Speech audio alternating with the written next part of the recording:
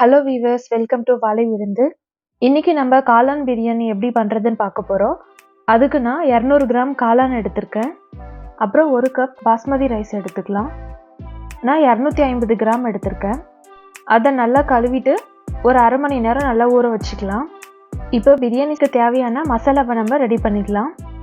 ஒரு மிக்ஸி ஜாரில் 22 நம்பர் பூண்டு எடுத்துக்கலாம். 2 பெரிய துண்டு இஞ்சியை இந்த மாதிரி ரஃப்பாக கட் பண்ணி எடுத்துக்கலாம். அப்புறம் ஒரு கைப்பிடி கொத்தமல்லி சேர்த்திக்கலாம்.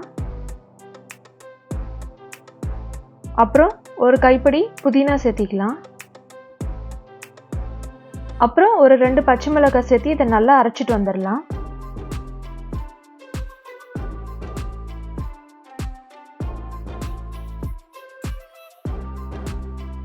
பாருங்க, நல்லா ஃபைன் பேஸ்ட்டாக அரைச்சி எடுத்துகிட்டு வந்துட்டோம். இப்போ பிரியாணி செய்கிறதுக்கு குக்கர் எடுத்துக்கலாம். அதில் ஒரு 3 டேபிள் ஸ்பூன் எண்ணெய் சேர்த்திக்கலாம். அதில் 4 துண்டு பட்டை, ஒரு நட்சத்திர சோம்பு, அப்புறம் 5 நம்பர் கிராம்பு, 4 நம்பர் ஏலக்காய், அப்புறம் ஒரு பிரியாணி இலை, இது எல்லாத்தையும் சேர்த்திக்கலாம். இப்போ ஒரு வெங்காயத்தை நீல வாக்கில் கட் பண்ணி சேர்த்திக்கலாம்.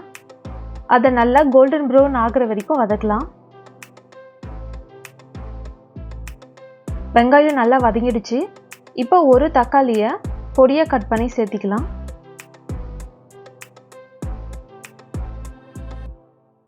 தக்காளியும் நல்லா வதங்கினதுக்கப்புறம் நம்ம அரைச்சி வச்சிருக்கிற பேஸ்ட்டை இதில் சேர்த்திக்கலாம்.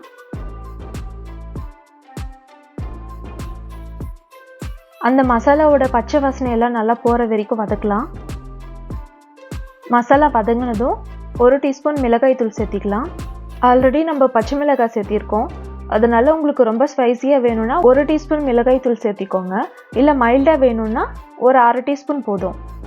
அப்புறம் 1 டீஸ்பூன் மல்லித்தூள் சேர்த்திக்கலாம். 1/2 டீஸ்பூன் பிரியாணி மசாலா சேர்த்திக்கலாம்.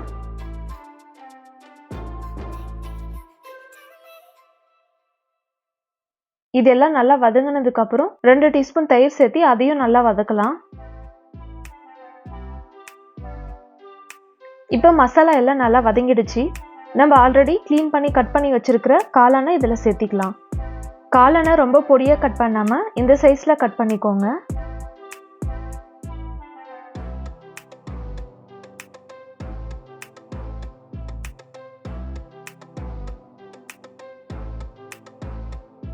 இதில் கொஞ்சமாக உப்பு சேர்த்தி நல்லா வதக்கலாம்.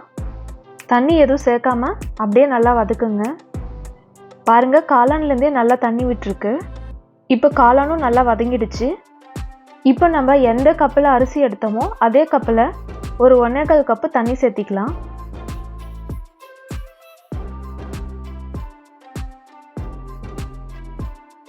இப்போ நம்ம ஆல்ரெடி ஊற வச்சிருக்கிற அரிசியும் சேர்த்திக்கலாம்.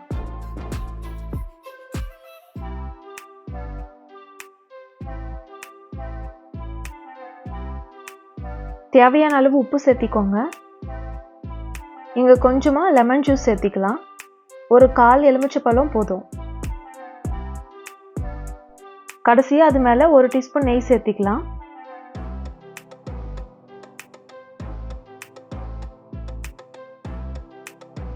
இப்போ இதை 2 விசில் விட்டு எடுத்துக்கலாம்.